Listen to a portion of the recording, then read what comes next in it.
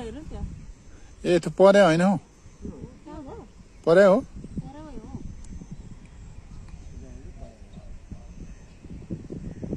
जाउँ अहिले तल ऊ तलबाट घुम्नुपर्छ एक चरण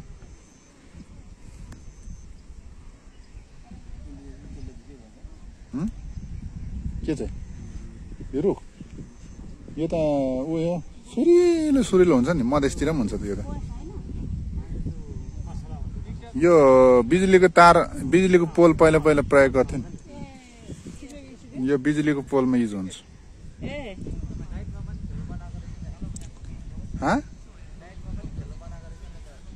ए त्यो उयो क्रिकेटको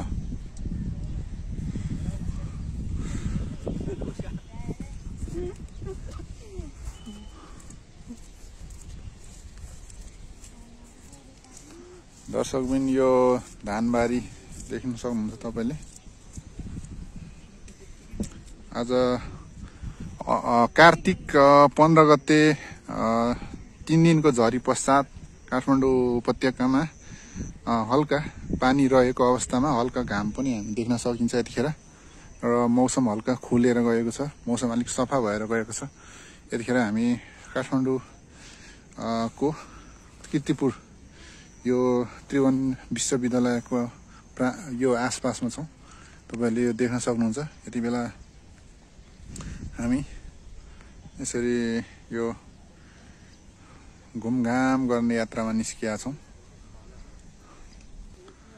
यहाँ हेर्नु धानबारी कोदो जस्तै छ ठ्याक्कै यो धान चाहिँ अलिक मजाले गोडेको रहेनछ कि अस्ति नत्र दामी हुन्थ्यो यो झार ठ्याप्पै झार आएको रहेछ बाटो चिप्लो छ हैन यस्तो चिप्लो बाटोमा ट्याक्क हामी हिँड्दैछौँ ल हेर्नुहोस् धानबारी ट्याक्क छ यहाँ बाटो चिप्लो छ है चिप्लेर लडिन्छ है आगो बाटो त फेरि चिप्लो छ नि फेरि माटो हो त्रिभुवन युनिभर्सिटीको चाहिँ जग्गा चाहिँ यो जंगल झाडी फाडानी भएको छ श्रम संस्कृति पार्टीले चाहिँ यो चाहिँ नि फ्रीमा चाहिँ जनश्रमदानबाट चाहिँ यो झाडी चाहिँ सफा गरेको छ भन्ने कुरा सुनेकोले हामी चाहिँ यतातिर यो हेर्न अवलोकन गर्न हामी निस्किया छौं यतिखेर आगो माइला मसँग हुनुहुन्छ र के छ तपाईको विचार भन्नुस् यो सब हेर्ने विचार छ सबै हेर्ने विचार छ त्यो हेरेर मन ढुक्क बनाउने विचार छ अनि श्रम संस्कृति पार्टी हर्क साम्पाङले यो त्रिभुवन युनिभर्सिटी यहाँ पतिरको जंगल हैन झाडी सबै फाडेको छ अरे सफा गरेको छ अरे तपाईले हेर्ने मन छ कि छैन हेर्नु मन छ अब गएर त्यही हेर्छौं हैन त कस्तो रहेछ कस्तो भएको रहेछ हामी हेर्छौं र अरु पनि दर्शकबिन यो त्रिभुवन विश्वविद्यालयको यो चाहिँ यो विभागहरुमा चाहिँ एकदमै धेरै झार पलाएको रहेछ यो झार गोडेर सफा चट बनाउनु होला किनभने यहाँ चाहिँ सबै मान्छेहरुले हेर्छन् हैन यसरी यो त्रिभुवन विश्वविद्यालयको युनिभर्सिटीहरु चाहिँ जंगलले झारले यसरी ख्वाप्पै निलेको चाहिँ म हेर्न सक्दिन बाटोको अवस्था यस्तो छ एकदमै चिप्लो छ आज कार्तिकको 15 गते आज हल्का मौसम सुधारेर पानी पर्न रोकिएको अवस्थामा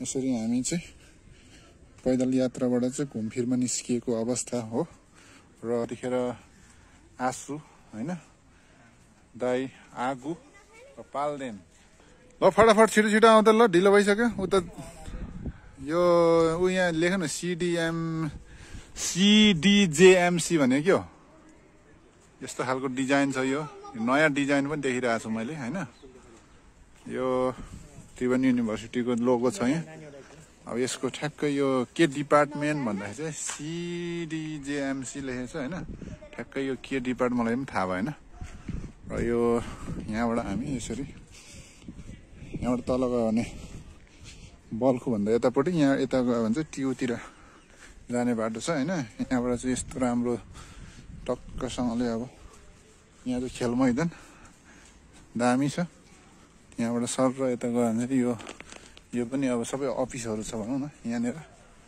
त्रिभुवन युनिभर्सिटीको चाहिँ टक्कसँगले दामी दामी अफिसहरू बनाएको छ यहाँ।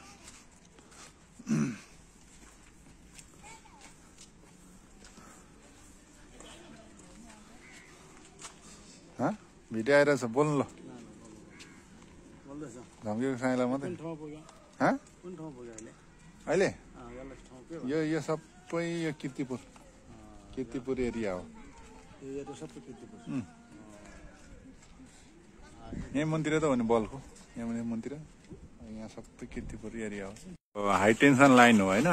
अब यसको मुनि ठ्याक्कै मुनि चाहिँ यहाँ चाहिँ के छ भन्दाखेरि तपाईँको चाहिँ नि यसरी घर बनेको छ है। यो चाहिँ कहाँको भन्नु होला भने ल तपाईँ कहाँको हो भनिदिनु त।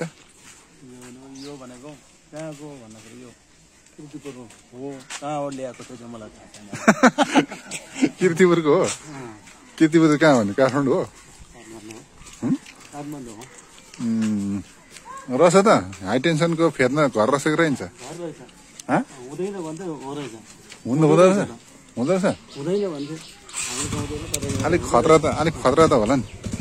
त्यही होला कुनै दिन त्यस्तो डर घर भएर किन बनाउनु मन्दिर पनि बनाएको छ। ल यो हाई टेन्सन लाइनको ठ्याक्कै फेदमा चाहिँ तपाईँको चाहिँ श्री उमादेवी मन्दिर बल्खु कामापा 14 भनेको काठमाडौँ नगरपालिका वार्ड नम्बर 14। यो चाहिँ हाई टेन्सनको मुनि यसरी देख्न सकिन्छ। आदरणीय दर्शक महानुभावहरू यतिखेर हाम्रो प्रत्यक्षदर्शी आगो माइला पनि हुनुहुन्छ होइन त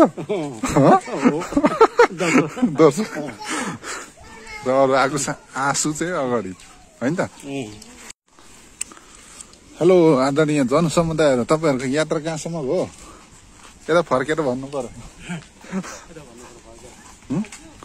यात्रा कहाँसम्म हो।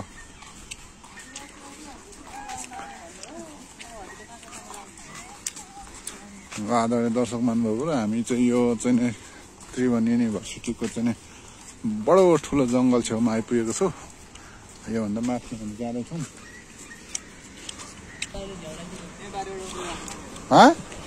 कुन खोला हो यो खोला होइन नि यो त भल सानो यो खोल्सा हो। यसको खोलाको नाम छैन यो। यहाँ यो सिमबाट उम्रेको पानी हो कि सिमबाट उम्रेको पानी मात्रै हो। ल के कसो स्याङ्जीलाई भन् त ल यता हेरेर हेलो भल कत्रो रहेछ त आगो सिमबाट यत्रो पानी गिर्छ हो। के यो पानीलाई हामी के खेती गर्न सक्थ्यौँ त। हामीले खेती गर्नु छैन। यो खेती गर्ने ठाउँ भए त सकिन्थ्यो। छ नि यहाँ धान खेती छ। त्यहाँ हेर्नु कत्रो धान खेती छ। यहाँदेखि उँधो झरेको त प्रयोग गर्नु पर्यो नि त यो पानी। तल गएर बल्खु बागमतीमा मिसिन्छ यो पानी।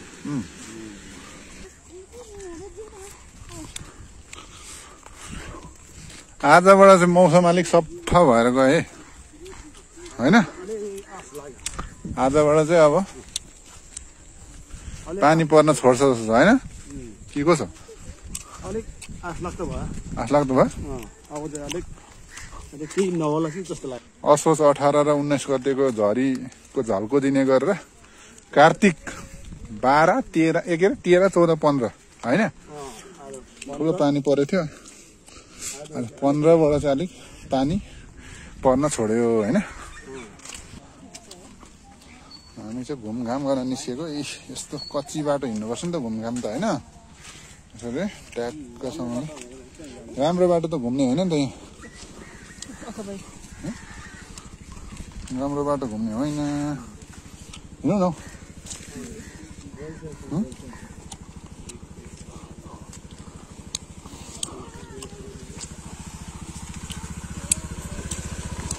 ब्रेक त हाल्यो भने त लडिहाल्छ यस्तोमा त।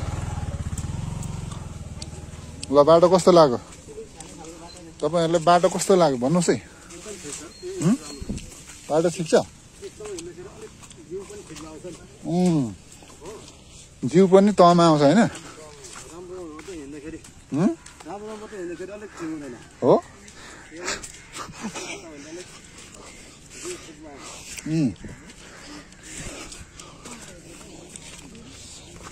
ल छिटो यहाँ लड्छ। ल हैट नेपाल ब्याङ्क लिमिटेड कीर्तिपुर शाखा खुल्ला त दूरसञ्चार शिक्षा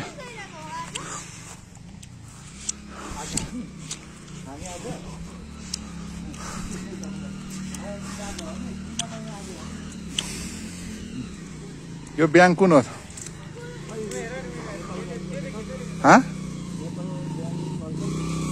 नेपाल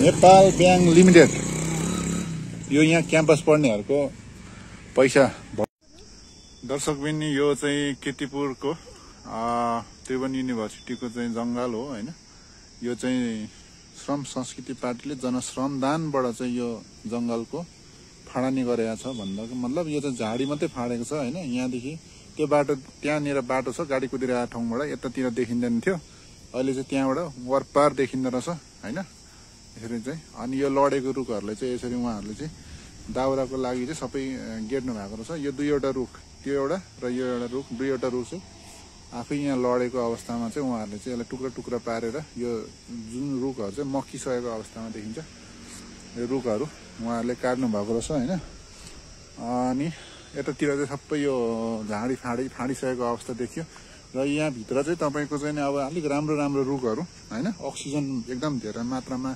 अक्सिजन आउने रुखहरू र यहाँ चाहिँ बुट्यानहरू राम्रो बनाएर चट्ट पार्क एकदम राम्रो पार्क बनाउँदाखेरि चाहिँ पर्यटकहरू र यहाँ विद्यार्थीहरू पनि आएर चाहिँ पढ्ने ठाउँ र बिहान बेलुका चाहिँ एक्सर्साइज गर्ने ठाउँ कुद्ने ठाउँ र यहाँ कीर्तिपुरवासी आसपासका मानिसहरूको स्वास्थ्यमा पनि एकदमै राम्रो चाहिँ हुनेछ भन्ने चाहिँ हामीले चाहिँ आशा गरेका छौँ हैन तपाईले पनि त्यही गर्नु भएको छ हैन के हो तपाईँ फरक कुरा छ